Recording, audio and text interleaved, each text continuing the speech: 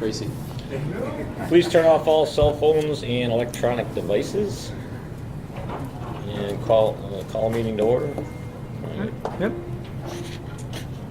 Roll call. Commissioner Schmidt, Aye. Commissioner White, Aye. Commissioners Mano, Here. Commissioner Bruner, Here. and Commissioner Stackman is absent today. Okay. Any public comments? Public comment? Eric Potter, Center Point, Foster Street. I gave some information to Jeff about dog parks, and hopefully that'll add to the list of prize and what have you. I know you're not actually building a dog park right now, but I found a resource that has more. And speaking of dog parks, I wanted to talk about something that happened the night of the aquatic forum after the forum you guys had, which was very high energy. Marty wasn't there. I wish he was because it would help Jeff with the finances. Jeff did fine. I, came out of the building, and there was a camera where some people actually used to populate some cigarettes and what have you. And there was a commissioner outside with the executive director, and I started having a conversation, started having a conversation, and I was physically assaulted. A couple of days later, I contacted the chief, or deputy chief, commander of investigations, contacted the deputy chief, who was also in charge of the Morton Park District Police Squad. That video was pulled this morning. I did a Freedom of Information Act request for that video. It should have been archived and it should be somewhere. And basically, I was physically accosted by a public official. And I couldn't do anything in my power to defend myself because of 720 ILCS 5/12-9 threatening a public official. I couldn't do anything. And I've never been in a fight. So I'm just going to make this public. I'm going to get the video, and we'll just see what we're going to do. And I'd just like to thank you for your time. Thank you, Eric. Anybody else? Public comment? Hearing none. Administration and Finance Committee. Mr. White. Okay, we have the bid limit threshold. Right, so the General Assembly, the Illinois General Assembly, made changes to the competitive bid limit threshold. They moved it from 20 to 25,000. We have a procurement policy which states that it would, that threshold is 20. I'm requesting that we move it to 25. This will give us an opportunity to save a little bit on administrative costs. It helps with the timing. If we do have to go out to bid, it has to be out there for 10 to 14 days. Then you have to have an opening. Doesn't give us it requires advanced planning, but doesn't give us an opportunity to tackle things pretty quickly. And this moving it from 20 to 25 does allow us a little bit of flexibility. So I'm just asking that it be moved to 25,000, and we'll make the changes in the district's procurement policy. How much do you think that will affect what we put out to bid? Is there Very- a lot of things that come into that play? Or? At the top of my head, we could, small purchases, like maybe the marquee sign out front may come under 25. Printing usually comes in under 25 or under 20, 25. So very little it will be affected by this. But either way, what we'll do is, still part of the procurement policy is to solicit written quotes, and then from there we present it to the board for final In this day and approval. age, when expenses, things go up like printing, Exactly. it normally would have come in maybe at one price, and just with that little bit of leeway now, we wouldn't have to come to the board for Right. those kind of things. Right. When expenses go up. Yeah, we would And- still come to the board. We just won't have to go through the formal bid Exactly. process. You Right. collect. But that's Yeah. what I meant. Yeah. Okay. Sorry. So move that to the regular board meeting for final approval. Okay. Great. Thank you. Okay, and then we have the budget and appropriation ordinance review. Right. So this is a carryover from really March, because we set the budget and appropriate ordinance back in March 1st. and just giving 30 days notice before we finally approve it, and then we have to pass and approve the budget and the appropriation ordinance within or before the first quarter of each fiscal year. That would be May 1st. So we have presented the board with minor changes since January. We've had a formal meeting, special meeting where we just discussed the budget, almost going page by page, line by line. We think this is an accurate and fair representation of what we're going to do fiscally for 2017-2018. And then we just need consensus. And then at April 19th, we'll make the final approval of that budget. Are there any changes, or anything that we're getting a special report on that was open left? Or? No, there was really. I think something that Keith was working on. Keith was, Keith presented a plan for what he was going to do.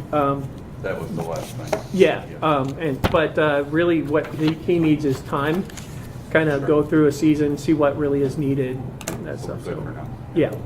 Yeah. So Keith, we're just gonna leave the budget as it was presented then? Yeah, yeah. Come on, man. The shift between line items. Yeah, there's some shifting. The big base number didn't change. Okay. Yeah. All right. Great.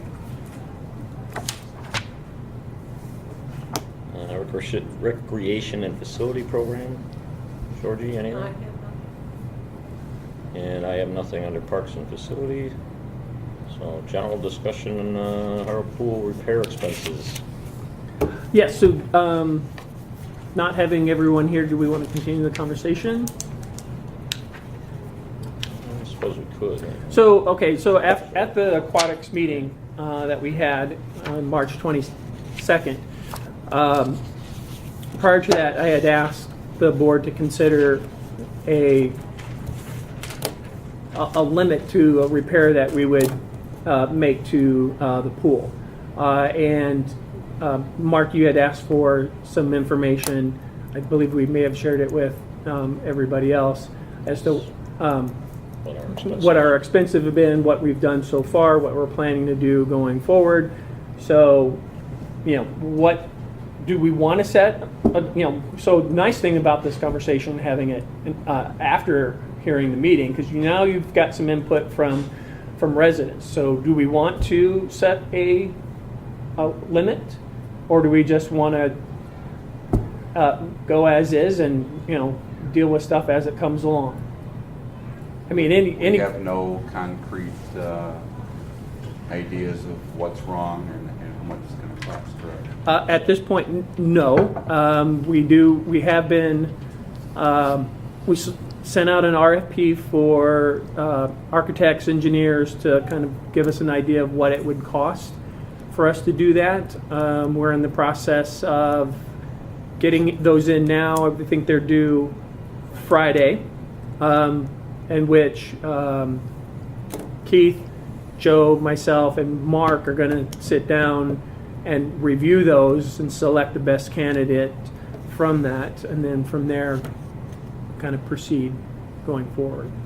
So this could be just premature, but we kind of talked about it, so I thought maybe this would be a good opportunity to do it. And I think I asked before what the maximum is allowed to spend on repair of that nature. It's a large repair.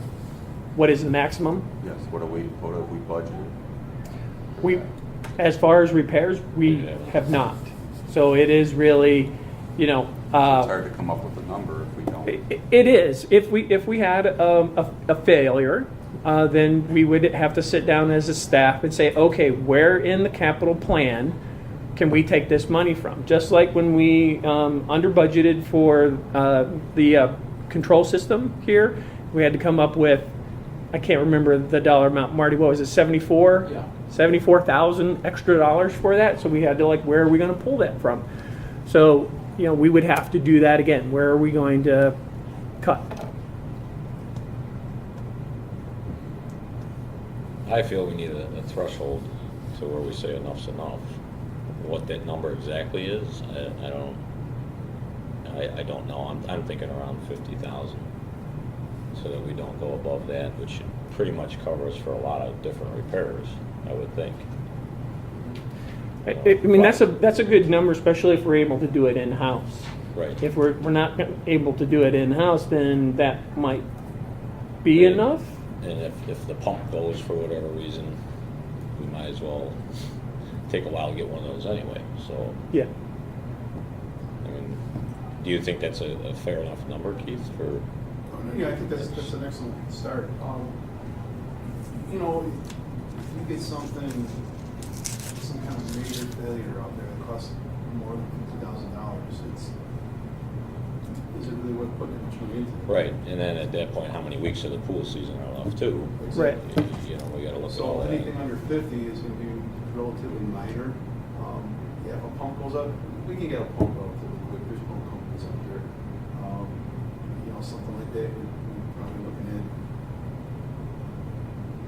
about $15,000 or $20,000 to get one and get it installed. To get it installed. So you'd be under that threshold, and that even if a heater went out, Right, boiler, Yeah. boilers went out. that's enough money in there to Yes. cover, yeah, that's what I thought too, so. And looking at a lot of that stuff and some of the repairs we've done in the past, that should cover us. What are the two biggest issues with the pool? The pipes and the leakage and the heat? Well, leakage being the big thing, and that could be pipes, that could be the shell, the liner, That's a lot of different factors there, but yeah. And that we should know more after that test is done. When is the test being done? Do we know? Well, most of the companies want to get in there before we fill the pool, which is important to kind of, I think, to set a baseline, and then after the pool is filled and then under heavy load or operational load, so to get a true representation. So we won't get results back until Wow. July. July is what we put in before. This is the helium test? No, that's coming up before we even start filling the pool. Okay, so you do the helium test and that basically what, just checks the pipes That's- for where there's leakage? Yeah, they'll help us check the pipes. It might help us with the gutter system.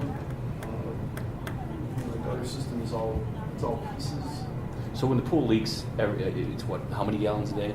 Just curious. At It's like the 40 most- to 50,000, is that what you guys At said? the most, it was 30 some thousand. Yeah, it was around 30, and then the repairs that they completed last summer knocked that 11. half, so it's about 15. How much does that equate out like water loss? Like if you, I'm trying to visualize it, you know, like if you That look at the is pool. probably about 5%, is that the pool is about 300 and, it's just under 400,000 gallons. I think it's about 390,000 gallons.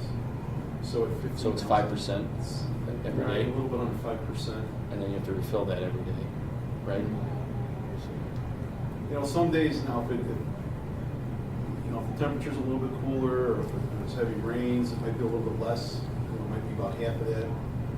How much are we losing every day revenue-wise from having to refill the pool? This is what I'm asking, you know, that 5%, because obviously we're gonna have to take a loss, right?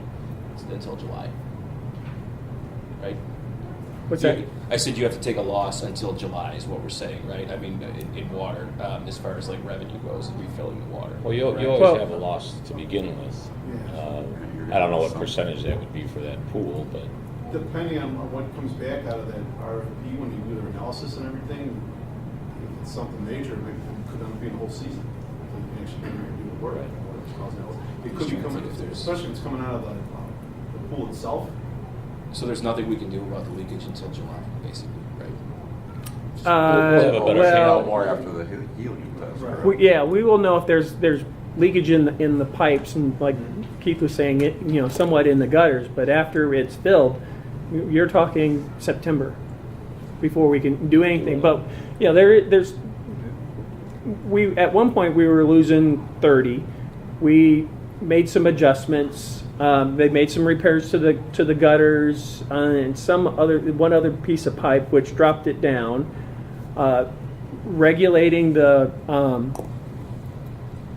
the water use in the spray ground helped out a tremendous with it as well. So we kind of figure out how we're operationally going to use the spray ground rather than keeping it on the entire day.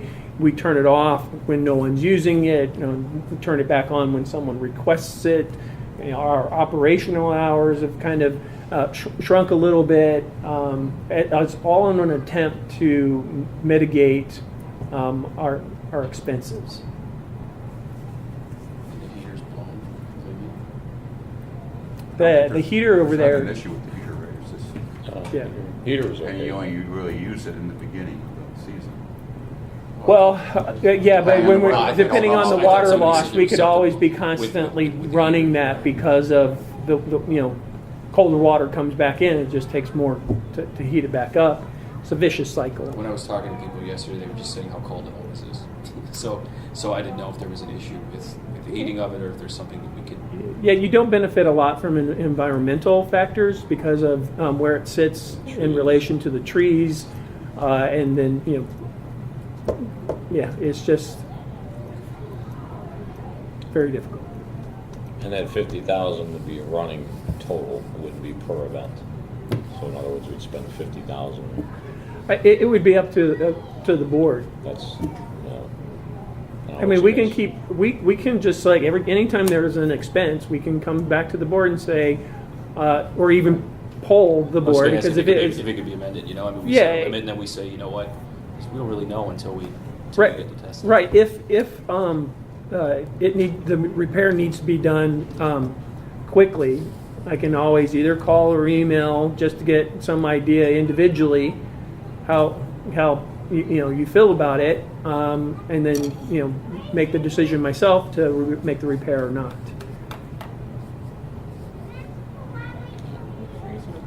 It's reasonable. Yeah, and I think the way I'm leaning is it'd be 50,000. Once we hit that 50,000 as a running total, we could sit back down again and see. Because what I don't want to happen is a $30,000 repair and then another 30,000. Now we're at 60 and we're over what our Okay. threshold was. Okay. You know. So we just make repairs up until 50 as we see it, the situation necessitates, and then anything after that come back to the board, each Yeah, 'cause individual there's item. a lot of scenarios. I mean, we can spend the 50,000, get everything repaired, and we're good, and then we run Then in into a September, problem where find we out got who was. a $3,000 repair. Yeah. What do we do? Right. We can't say, well, now we fixed that other major problem, so we're not going to open a pool for $3,000. And again, we'd have to weigh that, I think. But Right. I mean, in a lot of ways, we're just sticking our finger in the Right. the dike, and then trying to see where else it's going to need to be plugged up. I mean, it's a sieve in some ways. yes. So, but- Is the rest of the pool in pretty good shape? Define. Yeah. I mean, I'm new, you gotta, no, it's not. No, I mean, the slide is in pretty decent shape. But that's probably Aesthetically, the I think, is our worst newest problem. amenity out there. Bathhouse shows age. I mean, the bathhouse it's built very strong. It was built really with a lot of quality in it. I mean, I think that thing is built like a bomb shelter the way it's built. You can put a second floor on there Yeah. because it's so sturdy. But it's just everything's just outdated. All the plumbing is outdated. The water lines are on the exterior of the walls. The windows are from the 60s. They need to be replaced. The pool itself, I mean, there's a liner in the pool that was put in the mid-90s.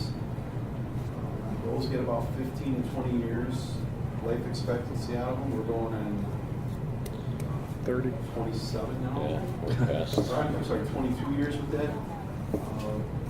It's pulling away from the wall in the corners. We've had a lot of leaks in places.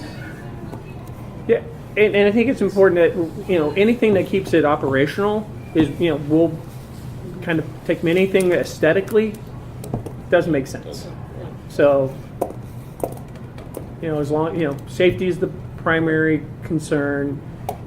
So, anything that has to deal with that, we would make those, and then anything to keep it operational and aesthetically is just, as long as it doesn't jeopardize safety.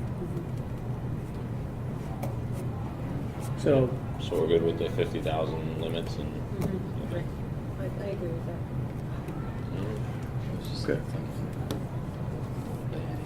you know what I mean? Well, at least we had a mild winter, so. We do. right, Do too much harm. yeah.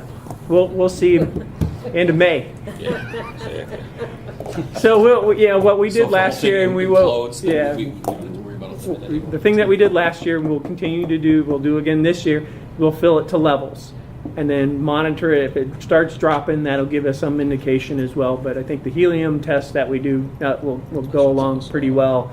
And I think if we focus in that testing area around the spray ground, because that seems to be where we experience that might kind of help out as well. So, but the best, if I can say, give the board a lot of credit, is really being able to say that we have to figure out what we're going to do with Hart. Are we going to renovate it? Are we going to replace it? Or are we going to do something else? And knowing that it's not, your decision, but it is the community's decision, and trying to decide what they want. That is something that that you guys generally don't get a lot of credit for. So I know, from my perspective, knowing that you're pushing staff to say, hey, we need to figure out what we're going to do. It's exactly what a board is supposed to be doing. Thanks. Okay. Daily aquatic fee agreement with Niles. So I met with the executive director of Niles. You probably read my last weekly report. We were talking about the intergovernmental agreement that we have that allows their residents to use our fitness center at a resident rate, and our residents to use the ice rink, so skating, at a resident rate. That agreement expires at the end of the year, and I just wanted to get the ball started on that, and we agreed to just let it auto-renew. So at the end of the month, or the end of the year, it will auto-renew for another 3 years, so we will continue that relationship with Niles. He did say that he was approached by one of his board members who wanted to see if Morton Grove was willing to go into a different kind of agreement, or an additional agreement, in which if a resident of Niles purchased a season pool pass, that they can use it either in Niles or in Morton Grove, and vice versa for residents of Morton Grove. And Tom Elens and I went back and forth on this, and just like, there's just so many different opportunities for things to kind of go wrong. Tracking would be really difficult, because we scan in people, and they're not in our system. Then we can't scan them in, and if you don't have the scan-in where you can see the picture in there, then anybody could use a pass. There's different rates. There's just so much more involved in that. And he suggested that we look into just offering daily rates, resident rates, so where a Morton Grove resident can go over to Niles and use just pay the daily fee at a resident rate, use the facility, and vice versa. He wanted, before we kind of approached into a formal agreement, he wanted me to we were going to poll both our boards to get their feelings on this, and that's what we're trying to get some feedback from you guys, if that would be something you would be interested in doing. I don't have a problem with the daily rates for both, especially if something does happen Yeah, I to was Hart. just gonna say, something wrong with Hart, at least our residents would have another option. Right. And if they were in this area from Niles, I was just trying to imagine, they have a nice pool area there too, so I don't know why but. Is this the one in Milwaukee? Yeah, I think it was just a matter of proximity. but I'm not really sure. He wasn't very detailed in what he was asking for, what the board member So was you don't asking know if that for. would include the indoor family fitness center?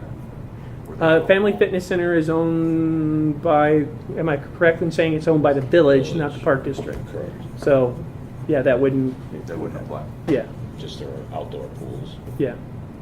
Yeah, I don't see an issue with it. It's a daily rate, for resident fees. It's, Yeah, My daughter has friends in Niles, yeah. so, okay. because they go Yeah. to each other's Right. pools.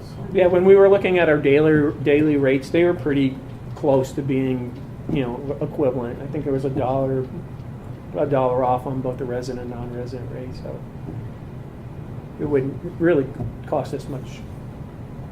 Yeah, and how to get the word out. I mean, our summer brochure is already out, so how willing would you prior to the season beginning encourage your potential customers to go elsewhere, but it's still an opportunity if we do get kind of crowded Right. and you're looking to go somewhere else, that is a possibility. So, okay, I'll talk to him and we'll draft up something and take it from there. Okay. Anything else? Yeah, I do not have an executive session for today. Anybody else? Anything? No discussion? You and I are going to be next week. All right, if nothing Is else, it a motion for need a adjournment? motion to adjourn. Everyone move to adjourn? Second. Who was first? Georgie? All in favor? Oh, we're gonna do a roll call. All in favor of this meeting? I think you can do all in favor. All in favor? All in favor? Aye. Aye. Opposed? All right. Thank you.